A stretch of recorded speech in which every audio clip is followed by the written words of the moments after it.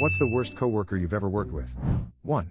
I had a manager once who dumped trash on my desk my third day there. She said it was to remind me that taking out the trash was part of my job description. It wasn't. I was a research assistant at a mortgage firm. 2. This guy named Daniel I used to work with at McDonald's in high school. He let everyone know he worked out and enjoyed being on the football team. He had this thing about taking 5 dumps a day. He would walk by on his way back from the toilet, chest out, shoulders back, and triumphantly announce, "That's deuce number 3. Freaking Daniel." 3. Hired a cook on a good recommendation. He was just fine the first 2 weeks. Then I noticed food going missing. Then supplies started going missing. Then a customer told me that he had been adding auto 30% tips as food purchases. When I looked at the books, I saw that he had been adding 30% tips to all the credit card sales. And the cash rings were off from what should have been sold. I fired him that day. The next day he came in and apologized. Said he was high and was going to rehab. I wished him well. Then next day he tried to break in after close and was caught. Idiot. 4.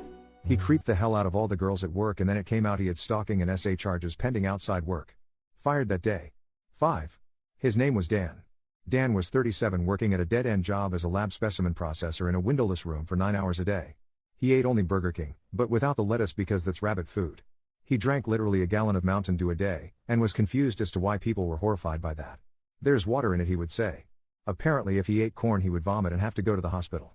He would tell me he firmly believed that man and dinosaur roamed the earth at the same time, along with many other theories that came from his gut.